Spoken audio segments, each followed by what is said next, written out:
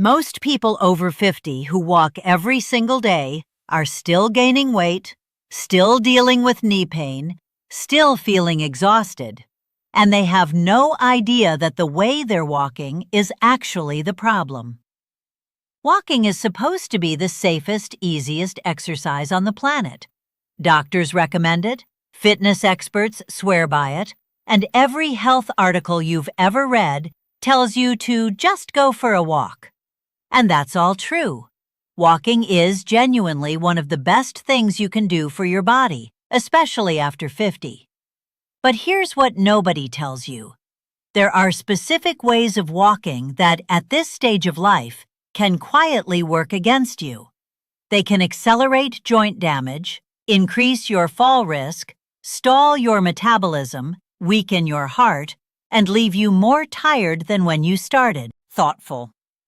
So today I want to walk you through, pun intended, 7 of the most common walking mistakes people make after 50, why each one actually matters at a biological level, and exactly what to do instead. These aren't obscure technical tips. These are things you can change today, on your very next walk, that will make a real difference in how your body feels and functions for years to come. The first mistake is something almost every casual walker does, and it seems completely harmless on the surface. It's walking without warming up first. Now, I know what you're thinking. It's just walking. What's there to warm up for? But here's the thing. After 50, your joints, tendons, and muscles behave very differently than they did in your 30s. The cartilage in your knees, hips, and ankles has thinned over the decades. The synovial fluid that lubricates those joints doesn't circulate as freely when you're sedentary, and your connective tissue, your tendons and ligaments, have lost a significant amount of elasticity. So when you roll out of bed in the morning or sit at your desk for 3 hours and then suddenly decide to go for a brisk walk, you are sending cold, stiff, under-lubricated joints into repetitive mechanical stress. That is how you end up with chronic knee pain, Achilles tendinitis, and hip impingement, not from some dramatic injury, but from the quiet daily accumulation of stress on unprepared tissue. What you should do instead is spend just 5 minutes before your walk doing some gentle dynamic movement. Not static stretching, dynamic movement. Things like leg swings where you hold a wall and slowly swing each leg forward and back 10 times. Ankle circles, both directions. A slow march in place where you lift your knees higher than you normally would. A few gentle hip rotations. This increases blood flow to the joints, stimulates synovial fluid production, and gradually warms the muscle fibers so they're more responsive and less injury-prone. 5 minutes. That's it. But the difference it makes over months and years is genuinely significant.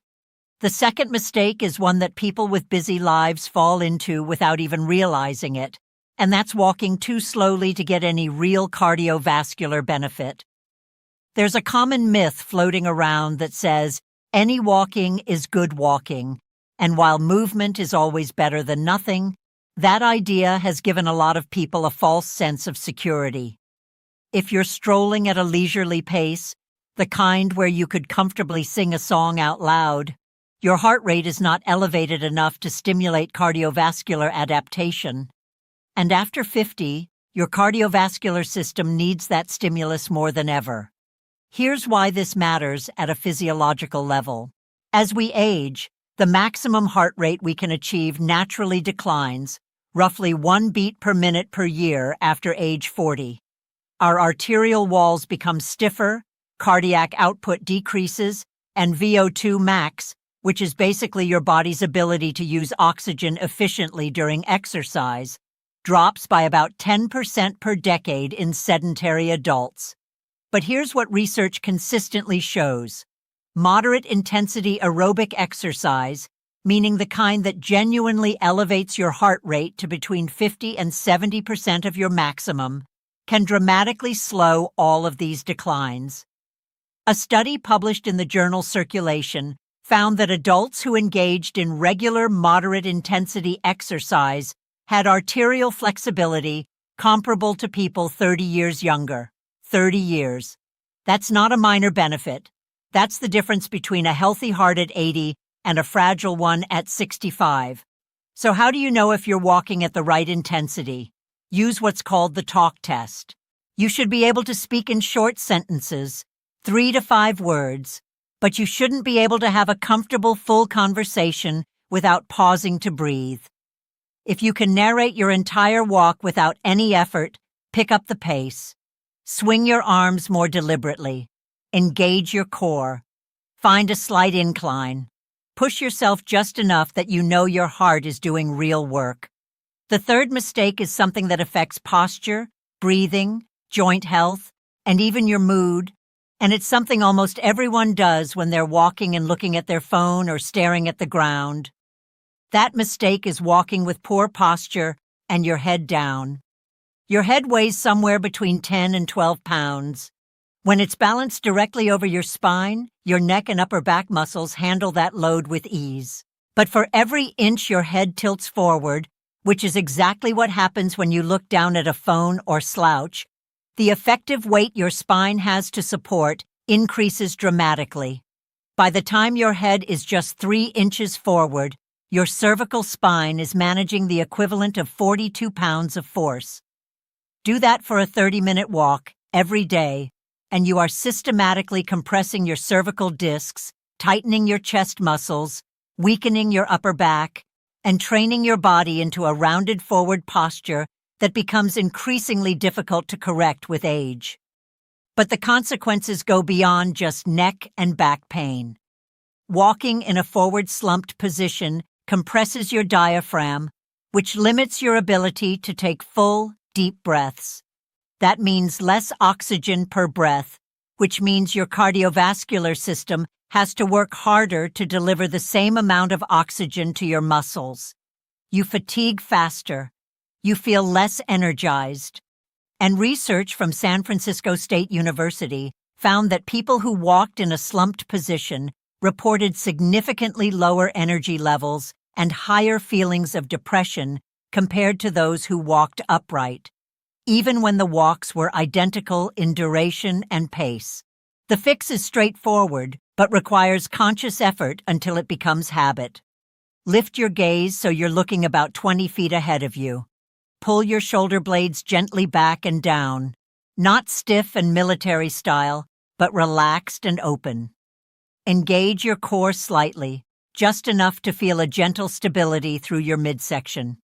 And let your arms swing naturally and reciprocally, right arm forward with left leg forward. That natural opposing arm swing is not just cosmetic. It activates your thoracic spine's rotation, which reduces the compressive load on your lower back and actually makes walking biomechanically more efficient. Now let's talk about something that's extremely underappreciated in the walking conversation, and that's footwear. The fourth mistake is wearing the wrong shoes, and I'm not talking about fashion. I'm talking about biomechanical support that your feet, knees, and hips genuinely need after 50. The arches of your feet are not just anatomical structures. They are shock-absorbing systems. The plantar fascia, that band of tissue running along the bottom of your foot, acts like a spring with every step, storing and releasing elastic energy. But after decades of use, the fat pad on the bottom of the heel thins, the arch can flatten, and that spring mechanism becomes less efficient. When that happens, the shock that should be absorbed by your foot gets transmitted directly up the kinetic chain, into your ankle, your shin, your knee, your hip, and your lower back. Walking in shoes with worn-out soles, inadequate arch support, or heels that are too elevated completely compounds this problem. A study published in the journal Arthritis and Rheumatism found that conventional supportive walking shoes increase the load on the knee joint by up to 6% compared to barefoot walking, which sounds counterintuitive. But flat, flexible shoes with proper cushioning actually allowed the foot to function more naturally and distributed impact more evenly. So what should you look for? Replace your walking shoes every 300 to 500 miles or every 6 to 8 months if you're walking regularly, whichever comes first. The cushioning inside a shoe degrades long before the outside looks worn. Look for shoes with a wide toe box so your toes can splay naturally with each step. If you have flat arches or a history of plantar fasciitis or knee pain, consider a custom orthotic insert. Even an over-the-counter one from a pharmacy can make a meaningful difference. And avoid walking long distances in flip-flops, flats with zero cushioning, or any shoe that's more than a year old and getting heavy daily use. The fifth mistake is one that many health-conscious people make with the absolute best intentions, and that is walking every single day without any rest or variation, essentially treating walking like it has no recovery component whatsoever. Here's the biological reality. Walking, especially at a brisk pace or on varied terrain, creates micro-stress in your muscles and connective tissue. That stress is necessary for adaptation. It's how you get stronger, how your bones increase density, and how your cardiovascular system improves. But adaptation doesn't happen during the walk. It happens during recovery while you're resting and sleeping, when your body repairs those micro-stresses and builds back slightly stronger than before. After 50, this recovery process takes longer. Your body's ability to synthesize new protein, repair connective tissue, and restore muscle glycogen slows down compared to when you were younger. If you walk aggressively every single day without giving your body adequate recovery, you're accumulating stress faster than your body can repair it. The result is what exercise physiologists call overuse syndrome, persistent soreness, fatigue that doesn't resolve with sleep, declining performance, and increased injury risk. This doesn't mean you should walk less. It means you should walk smarter. Aim for a variation in intensity throughout the week. 3 to 4 days of brisk, purposeful walking at moderate intensity. 1 or 2 days of gentle, relaxed walking, what athletes call active recovery, which promotes circulation and healing without adding stress. And at least 1 full rest day where your body can truly consolidate all the work it's done. This structure will actually make you fitter and healthier faster than grinding through the same walk every single day. The sixth mistake is something that I see all the time in people over 50 who are genuinely trying to do everything right, and that is not eating or hydrating properly around their walks. Let's start with hydration, because this is where the most dangerous mistakes happen.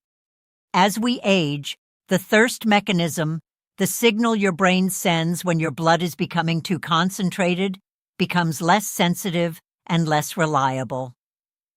Older adults genuinely don't feel thirsty as readily as younger people do, even when they are becoming dehydrated. And dehydration at even mild levels, just 1 to 2% of body water, measurably reduces physical performance, impairs balance and coordination, decreases cognitive function, and increases heart rate during exercise. For someone over 50, impaired balance is not just an inconvenience. It is a fall risk. And falls are the leading cause of injury-related death in adults over 65. Don't wait to feel thirsty before you drink water. Drink 16 ounces, 2 cups, of water about 30 minutes before your walk. Carry water with you if you're going for more than 20 minutes. And after your walk, replace fluids based on how much you sweated, not based on whether you feel thirsty. On the nutrition side, many people who walk in the morning make the mistake of walking on a completely empty stomach, with the belief that it burns more fat. And while there is some research suggesting fasted cardio can mobilize fat slightly more effectively, the evidence for meaningful long-term fat loss differences is extremely weak. What's not weak is the evidence that exercising while glycogen depleted can cause muscle protein breakdown, meaning your body starts cannibalizing muscle tissue for fuel. After 50, preserving muscle mass is one of your most important health priorities. Losing it accelerates metabolic slowdown, increases the risk of falls, and makes daily life significantly harder. Have a small, light snack before your walk, a banana, a handful of almonds, or half a slice of whole-grain toast with nut butter. Enough to give your muscles something to work with without weighing you down. The seventh and final mistake is one that addresses the big picture of how most people approach walking, and that is walking without any real intention or progression. Just doing the same route at the same pace for the same duration, day after day after day. Your body is extraordinarily adaptive. After about 4 to 6 weeks of the same exercise stimulus, your muscles, cardiovascular system, and metabolism adjust to the point where that stimulus no longer represents a challenge. What once elevated your heart rate now barely registers. What once tired your legs now feels effortless. That's a sign of improved fitness, but it's also a signal that you need to evolve your walks if you want to keep seeing benefits. There are several simple ways to do this without making walking feel like a chore. Interval walking is one of the most powerful tools you have. Walk at your normal, comfortable pace for 2 minutes, then push yourself to walk as briskly as you can for 1 minute, then return to normal. Repeat that cycle for the duration of your walk. That 1-minute push period significantly spikes your heart rate, challenges your cardiovascular system in a new way, and research from the Mayo Clinic has shown that interval-based walking improves insulin sensitivity, blood pressure, and cardiovascular fitness dramatically more than steady-state walking at the same total duration. Gradually adding time to your walks, even just 2 to 3 minutes per week, maintains progressive overload. Adding hills or inclines uses your glutes and hamstrings more actively, strengthens bones in the lower extremity, and burns significantly more calories than flat walking. Walking on varied surfaces, grass, gravel, packed trails, activates the small stabilizer muscles in your feet and ankles that flat sidewalks never challenge, and those stabilizer muscles are critically important for balance and fall prevention as you age. One more thing worth addressing directly, and this is something that causes a lot of confusion, is the idea that 10,000 steps is the magic number everyone must hit to be healthy. That number actually came from a Japanese marketing campaign in the 1960s for a pedometer called the Manpo K, which literally translates to 10,000 steps meter. It was not derived from clinical research. And while 10,000 steps is a perfectly reasonable goal for many people, the science actually shows that for adults over 60, the mortality and cardiovascular benefits plateau at around 6,000 to 8,000 steps per day. A study published in JAMA Internal Medicine found that older women who averaged 4,400 steps per day had significantly lower mortality rates than those averaging 2,700, with benefits continuing up to about 7,500 steps before leveling off. More is not always better if it comes at the cost of poor form, skipped recovery, inadequate nutrition, or joint pain. Quality of movement matters enormously, not just quantity. The other myth worth correcting is that walking can replace strength training after 50. It absolutely cannot, and believing otherwise is actually a health risk. Walking is brilliant for cardiovascular health, bone density stimulation, blood sugar regulation, and mood. But it does not build or preserve muscle mass the way resistance training does. After 50, you lose 3 to 5% of muscle mass per decade on average, a process called sarcopenia. Walking slows this process slightly, but it doesn't stop it. Pairing your walks with 2 sessions of resistance training per week, body weight exercises, resistance bands, light weights, is the combination that research consistently shows produces the best health outcomes in adults over 50. All of that said, before you make any significant changes to your exercise routine, especially if you have existing joint problems, cardiovascular conditions, osteoporosis, or diabetes, please talk to your doctor first. What works beautifully for one person may need to be modified significantly for another based on individual health history. Your physician can help you determine the right intensity, duration, and modifications for your specific situation. And that personalized guidance is always going to be more valuable than any general advice, including this. If this video helped you see your daily walk in a new light, go ahead and give it a like. It genuinely helps this channel reach more people who could benefit from this kind of content. Subscribe if you haven't already, because every week we go deep on practical, research-backed health information specifically for adults in their 50s, 60s, and beyond. And drop a comment below. I'd love to know which of these 7 mistakes you were unknowingly making, or if there's a walking tip that's already made a big difference in how you feel. Next week, we're covering something that affects almost every adult over 50, but almost nobody talks about in plain language. And that's the specific ways your sleep quality directly controls your hormone levels, your weight, your pain sensitivity, and your cardiovascular risk. You won't want to miss it.